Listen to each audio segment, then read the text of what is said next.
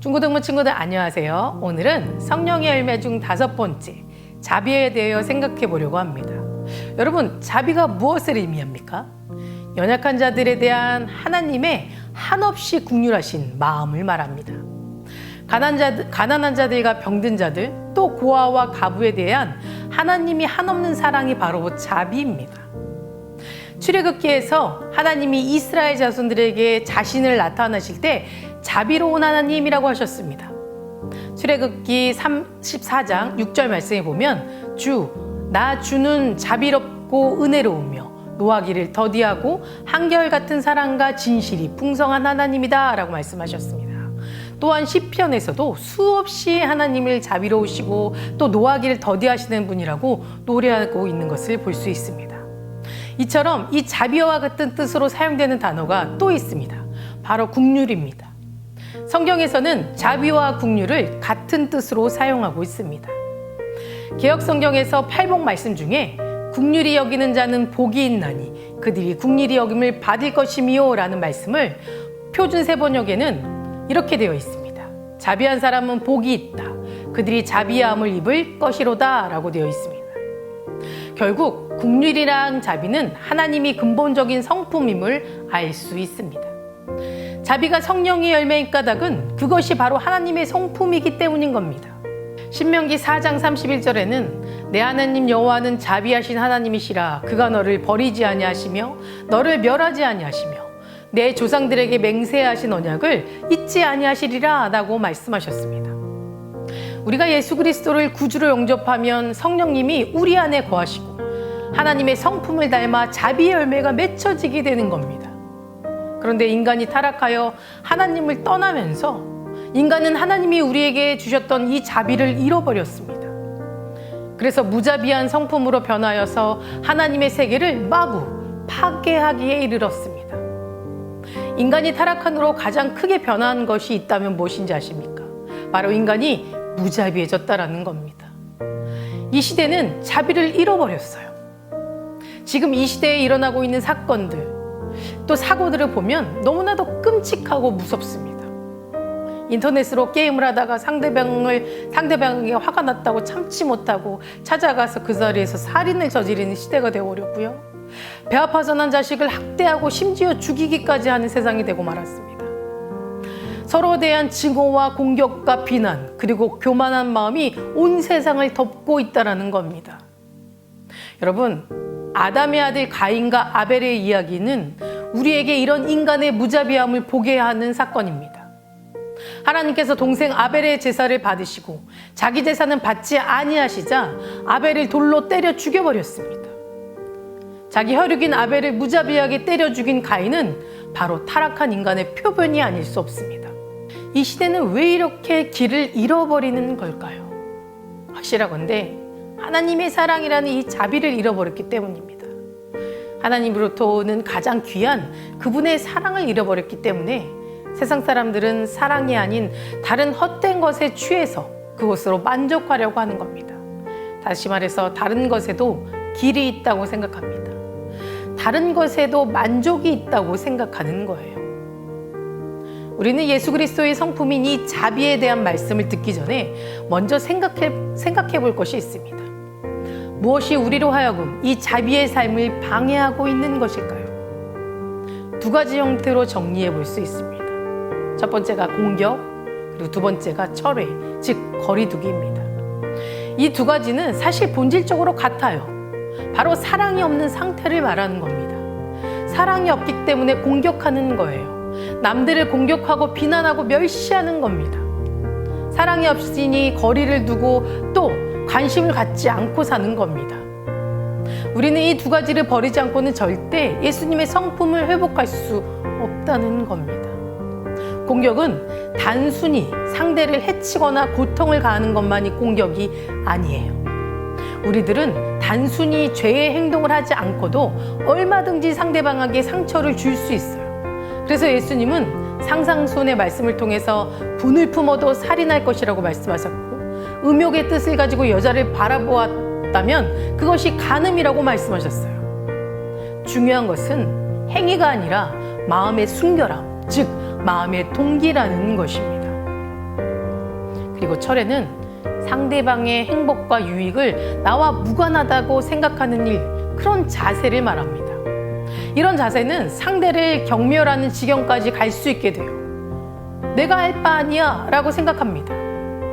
가인이 아벨을 죽이고 했던 말을 기억하십니까? 이 가인은 이렇게 말했습니다. 제가 나랑 무슨 상관이 있습니까? 라고요. 여러분, 우리도 교회를 다니면서 우리의 영성은 하나님과 나만의 일이야, 나만 하나님과의 관계가 좋으면 끝이지라고 착각합니다. 하지만 이것은 잘못된 생각이에요. 하나님에 대해 잘못 알고 있다라는 겁니다. 하나님은 우리에게 주신 가장 큰 계명이 하나님 사랑과 이웃 사랑이에요. 하나님 사랑과 이웃 사랑은 뗄래야 뗄 수 없다라는 겁니다. 예수님께서 이 땅에서 사람들과 관계하면서 어떤 일들이 일어났습니까? 그들이 깨어진 관계가 회복되었고요. 그들이 예수님 때문에 행복했고 기뻐했다라는 사실입니다. 심지어 예수님 당시 미움과 혐오의 대상이었던 세리장 삭개오조차 변화되었어요. 그 누구도 쳐다보지 않았고 눈도 마주치지 않으려 했던 그 삭개오를 예수님께서 먼저 다가가서 쳐다봐 주셨기 때문에 가능했던 겁니다. 한없이 자비로운 눈빛으로 말입니다. 그 순간 삭개오의 마음이 눈 녹듯이 녹아내리기 시작했어요. 그뿐만이 아닙니다. 삭개오야, 이리 내려오너라. 내가 오늘 너의 집에 유하겠다라는 이 말 한마디에 삭개오의 마음 가운데 예수님의 마음이 자라나기 시작했어요. 그런데 그 순간 주변 사람들의 반응은 비난과 철회라는 죄가 부글부글 끓기 시작합니다. 그들은 시기심과 질투심에 흥분하기 시작했습니다. 그럼에도 예수님의 자비와 사랑은 삭개오를 변화시키기에 충분했다라는 사실입니다.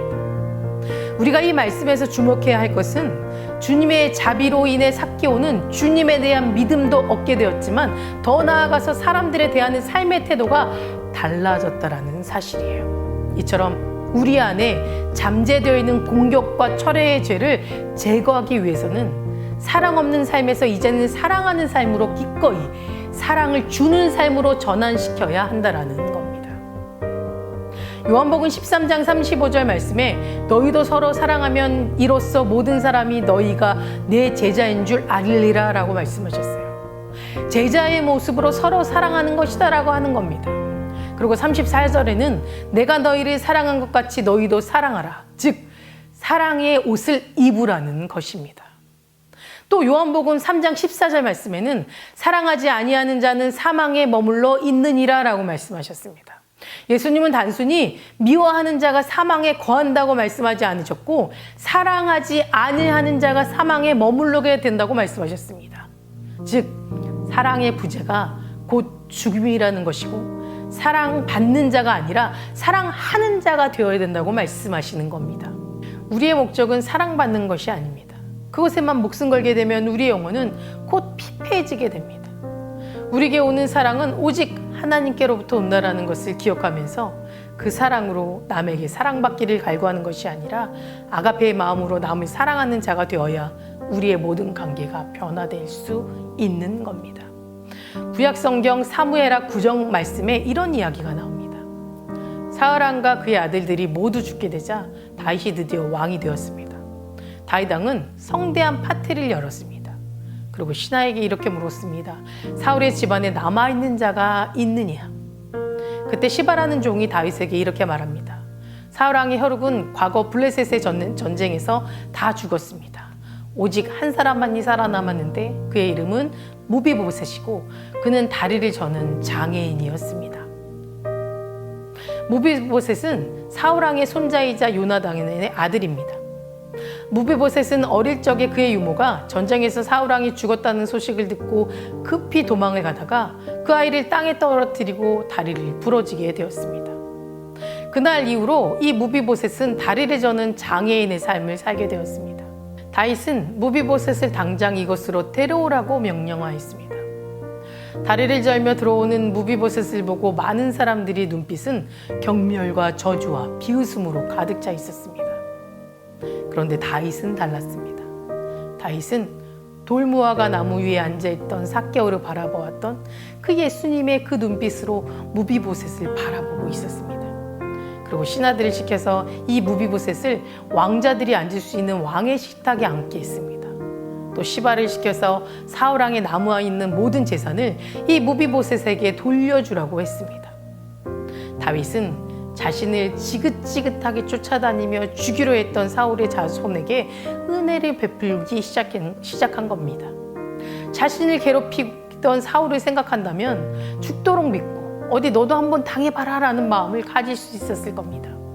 하지만 다윗은 이미 하나님으로부터 받았던 사랑과 은혜와 그 자비가 그의 삶에 가득했었고, 다윗이 죽음의 위기에 처했을 때 요나단을 통해 목숨을 구하게 된 것을 잊지 않고 기억하고 있었기 때문에 이 무비보셋에게 은혜와 자비를 베풀 수 있었던 겁니다.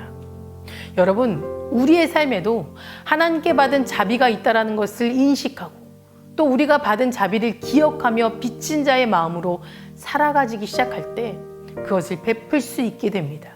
우리 중고등부 친구들에게도 이런 자비가 충만하기를 소망합니다. 그리고 또 한 가지, 다윗은 그 자리에서 공격과 철회를 찌들어 있는 사람들에게 이렇게 선포합니다. 오늘부터 이 무비보셋은 나의 아들이다. 이 아이는 왕의 아들이다. 지금부터 그의 신분은 왕자이다. 누구도 이 아이를 건들 수 없다라고 말했습니다.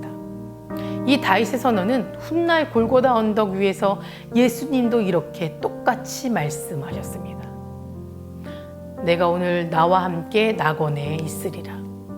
너는 내 아들이라. 오늘날 내가 너를 낳았도다. 무릇 하나님의 영으로 인도함을 받은 사람은 곧 하나님의 아들이라.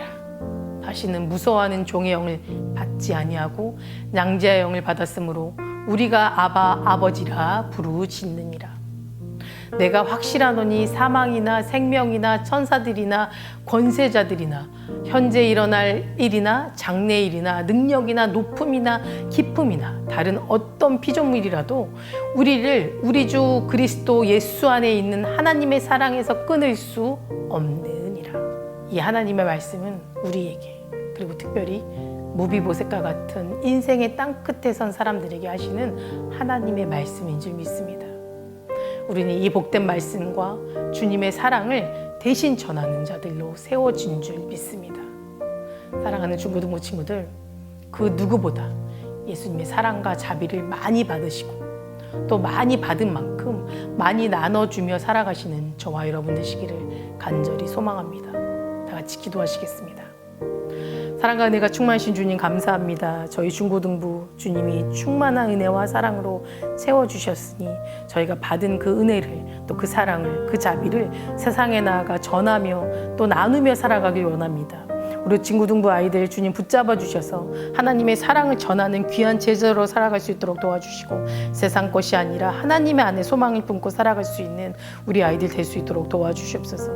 하나님이 우리 아이들 이제 학교에서 또 시험 중에 있습니다. 하나님, 우리 아이들에게 힘과 능력을 주시고 정말 세상 것에 흔들리지 않고 주님 말씀만을 붙잡고 올곧은 곳을 걸어갈 수 있는 우리 중고등부 친구들 될 수 있도록 도와주시고, 어느 곳에 있든지 주님을 예배하는 귀한 예배자로 쓰임받을 수 있도록 세워질 수 있도록 이 예배를 지켜나가는 우리 아이들 될 수 있도록 우리 아이들의 믿음을 지켜주시옵소서. 언제나 주님께서 동행하시고 이끄시는 삶 되기를 간절히 소망하며 예수 그리스도 이름으로 기도드립니다.